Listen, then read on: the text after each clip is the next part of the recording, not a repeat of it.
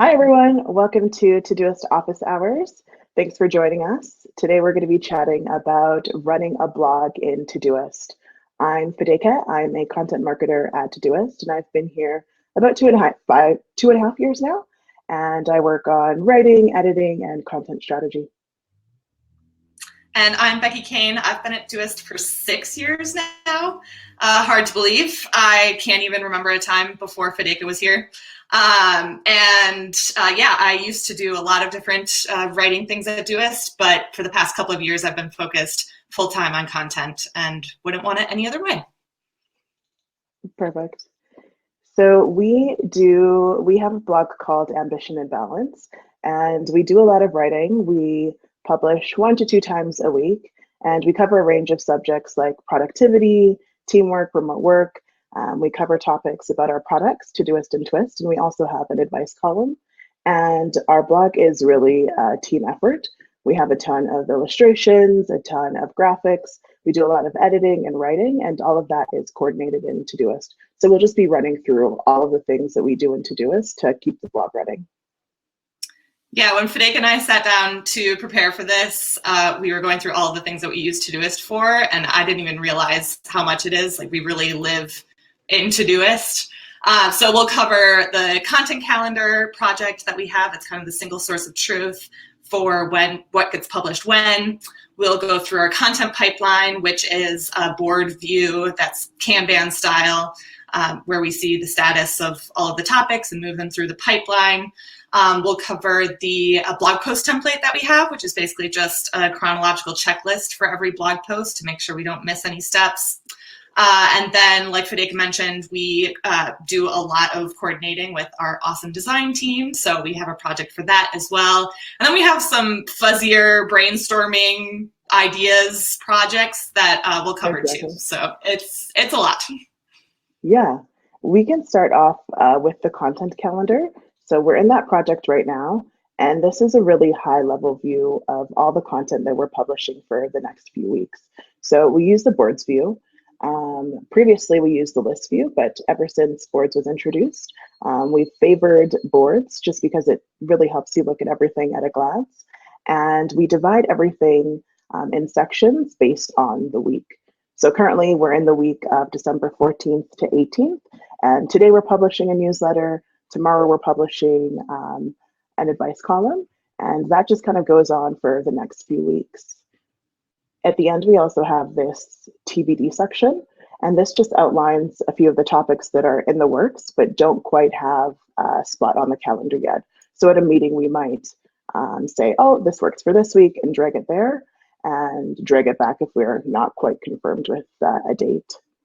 We also have a date attached to each task, as well as the person who's responsible for it. And we also do a lot of editing. So each task has a tag that indicates the editor that's going to be working on the piece.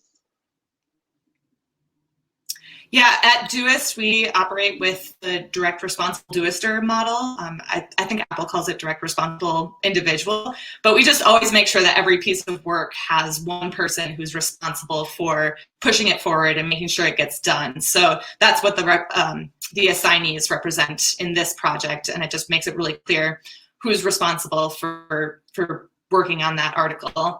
The other cool thing about this project is that we share it with people outside the content team, anyone who kind of needs to know, stay in the loop on what's going to be published when.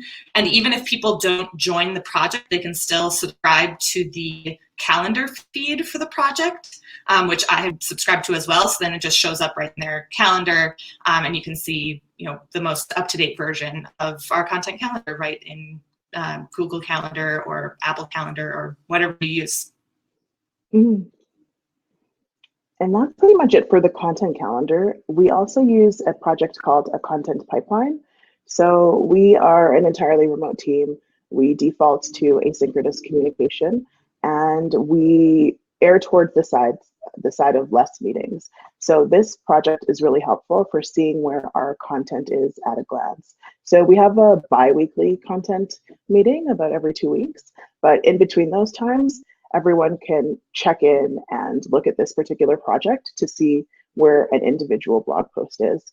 So each of these cards represents a blog post, and each of the sections represents a stage. So we have a backlog stage, stuff that's coming up next.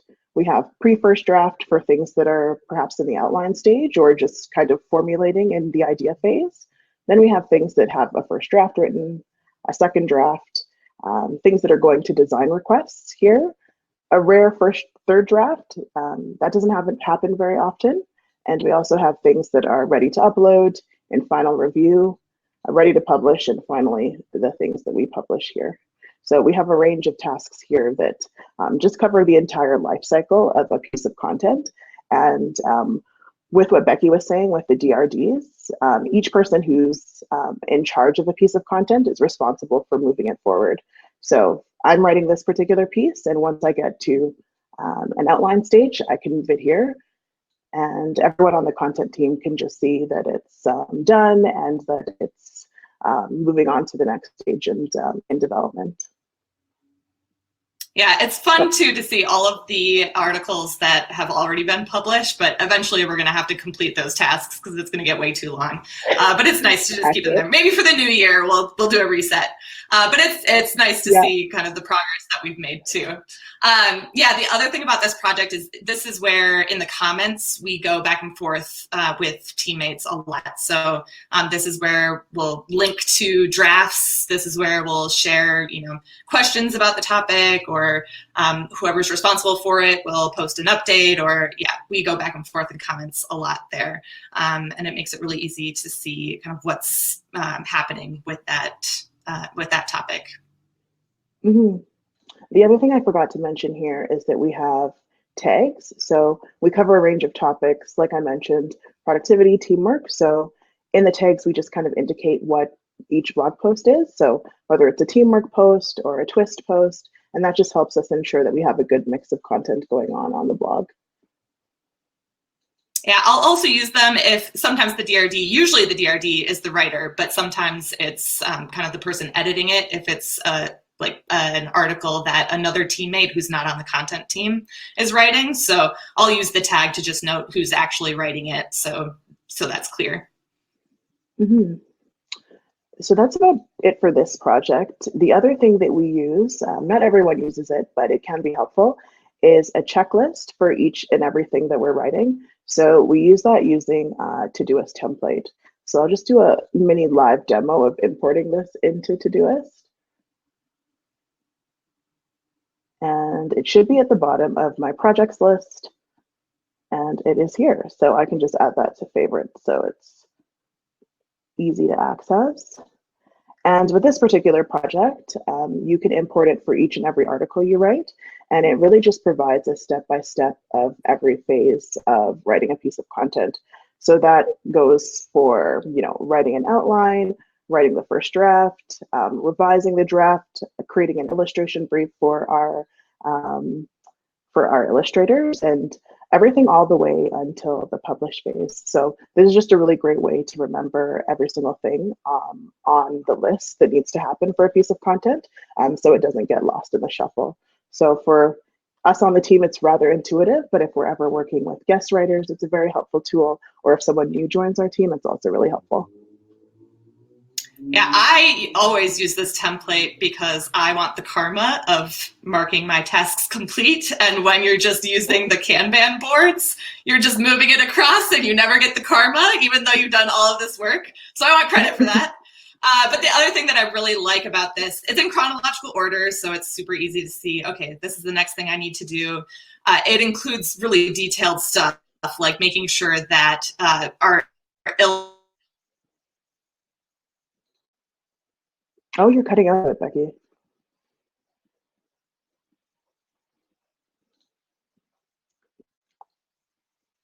I can't hear you anymore. Technical difficulties. Sorry about that, everyone. We are so sorry for the technical difficulties, and hopefully this second part of the talk will go a lot better.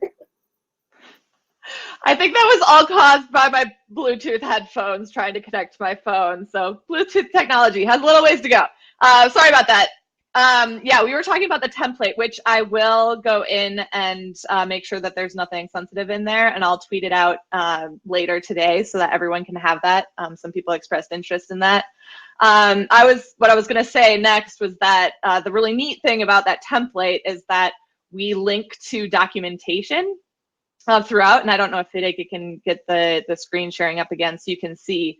But oh, nobody can hear me. Oh no. How about can anyone else hear me? Okay. All right. Okay, sounds like other people can hear me okay. Yeah, so if you are all content people here, you probably are familiar with the idiosyncrasies of WordPress, and every WordPress installation has weird little things that you have to do. And so it can be a lot for new people onboarding to get used to. Once you've done it a few times, you get it. But this template really helps us share with new people. So they come on board and we give them a run through with our WordPress, but for reference later, they're able to go into the template. They can see, oh yeah, I have to do all of these steps to upload WordPress to WordPress. And they can see, oh yeah, how was it that we did the author bio?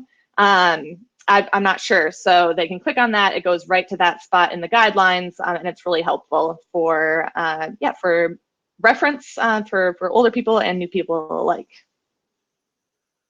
Yeah, that's perfect. And that's it for kind of the top projects that we use over and over again.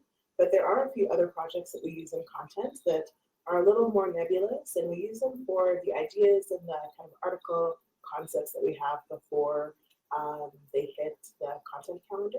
So we have two such projects. We have a blog post ideas 2020. It's a bit of a dumping ground for all of the concepts that we want to cover on the blog, and we also have a 2021 content plotting project. Did you want to talk about the blog post ideas, Becky? Yeah, so creativity is very messy, and Todoist can even capture all of that messiness. So this is where it's shared with the whole content team. We throw every idea in here, whether it's good or bad, whatever. We're able to capture it in this project. We sometimes will start new projects because this one gets so big. But you can see we have like 142 ideas right here. And yeah, this is where we kind of draw from. This is where things go before they ever get onto the content pipeline. Yeah, and it's just a way for us to bounce ideas off of each other, combine ideas, see what's good, what's not. We sometimes will post in comments of things that topic reminds you of. So yeah, this is just a way to capture all of that stuff. I use the Todoist Mac app, and all the time I'm coming across ideas online or Twitter or wherever, and I use the shortcut, the quick add shortcut, so that I don't even have to have Todoist open. I can just use the quick add shortcut, which I think is like Command Control A or something like that. And then I can put in whatever the idea is. I can put a link in there. I can save it to the blog post ideas, and then continue on with my day. And I know that those ideas are captured, and I can come back to them later and figure out if it's actually good or not. The other one that we just recently started is 2021 content planning. So we're at the end of the year, and we're already looking forward to the content that we're going to be producing in the new year. So this is a mix of not even blog post ideas. There's also just a bunch of concepts that we're thinking about. So maybe a bit of a spoiler, but we're thinking about taking the newsletter from bi-weekly to weekly. We have spots and sections here for inspiring articles that we come across. We're thinking about doing content themes, for example. So maybe spending a month on repurposing content, spending a month on posting guest posts. So this is a very haphazard project, and it just kind of shows that we're very flexible, and Todoist allows us to just throw anything in here versus having a concrete task or idea. Yeah, and we skipped over the blog design requests. I don't know if you want to go back and touch on that really quick, just to show people how we coordinate with the design team. Yeah, so this is our blog design request project. So as I mentioned with Ambition and Balance, we do a lot of awesome illustrations and work with such talented designers. So we have an illustration for each and every blog post. We also have a ton of images usually within each blog post that just illustrates the concept a little better. Loading a bit slow, but there. And all of these design requests are coordinated into Todoist. So if we have a project that, a blog post that needs to go up, one of the writers will coordinate the design tasks. So that means assigning a blog illustration to one of our illustrators or assigning one of the blog tasks, blog image tasks to one of our marketing designers. So this project is divided into kind of basic requests, some of our Ask Doist featured images that all kind of look the same, and just keeps everything organized and lets us coordinate with our designers without inviting them to some of our other projects that are a lot bigger and a lot messier, and this can just be our direct line to them. Yeah, when I'm using this project, I usually list out all of the subtasks for all of the individual images, just to clarify for me what images I'm asking for, and for the designer, and then we can, get karma points for marking all of those complete too. And it's really easy to go back and forth about a specific image with the designer because, there's the subtasks that we can comment back and forth on. Mm-hmm. Yeah. But yeah, I think that's it for our content projects. So yeah, we'd love any questions that you might have. And again, we're so grateful to you all for sticking with us during this difficulties. Let's see what's in the chat here.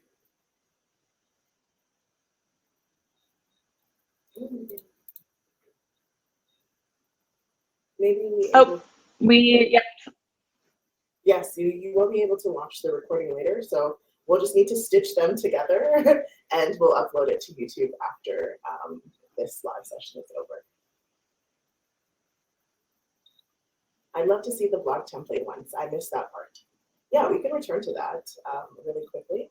And we can also send it out later. We'll do some edits to it and we can tweet it out just so everyone can add it and actually import it into their Todoist. But I'll just give another quick little preview of it.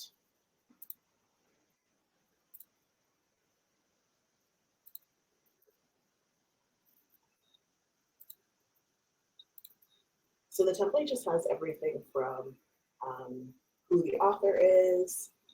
We have tasks that are related to SEO. So if it's keyword-driven article, we just need to find the best keyword in Ahrefs. So that's a task that's top of mind.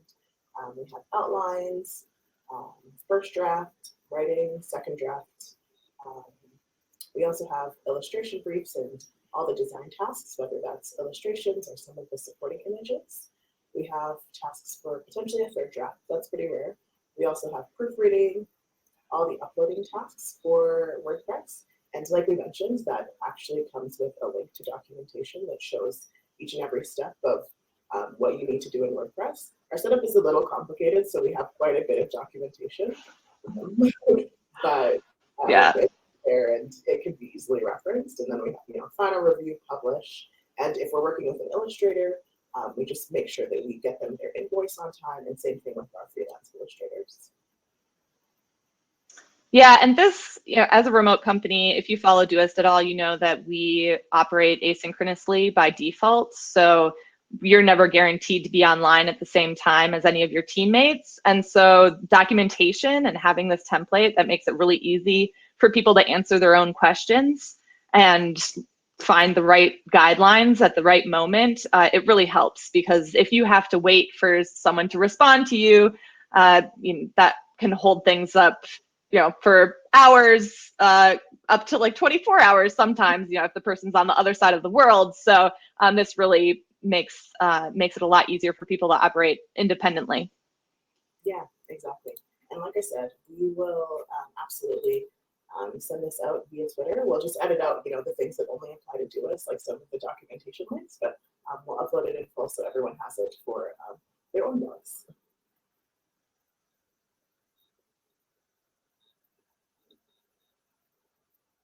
Yeah, I think that's about it for questions. So I think we'll end it here. Thank you so much again, everyone, for joining us for Todoist Office Hours. We hope to do it again sometime without the technical difficulties. And thank you so much for the other Oh, we've got, oh, there's a question in the queue. Is there a question queue that I haven't? Do you see the same I thing? can't see. Oh. I see the chat here. When do you use a board versus a list? Oh, yes. There isn't as much flexibility to edit or move multiple things around. Thank you. That's a great question. I'll take this one. Actually, it's funny because Fadeke is team lists and I'm team boards for a lot of things, and so Todoist actually makes it really easy to switch between the two. So I'll often go into a project that I usually use as a board, and it's in a list, and I can just use the shortcut Command V or something like that. It switches it right back to a board, and I can view it as a board, which is the way that I like it. But the next time I'm in there, it will probably have switched back to a list because Fadeke switched it to list view. So really, it depends what you prefer. I really, for the Kanban style content pipeline, that's really lends itself to a board. So that's why that stays as a board. If you view it as a list, it's super overwhelming. It takes so much information and it puts it in a way that is a lot less overwhelming, and you can kind of see things at a glance. So that's a great thing about board view. But yeah, it really depends what your personal preference is. For the blog templates, I want that to be more of a checklist because I'm actually going in and completing all of those things. So yeah, I just click that off. But yeah, I think Fadeke often will look at the content calendar as a list, or the blog project, or the blog design project. I look at that as a board, and it's really whatever you prefer. Yeah, totally. I think I've just been slower to adapt because I've used lists for so long and I'm used to them. So anytime I get bored, I generally change it back to a list. But the beauty is that there is that flexibility, and you can go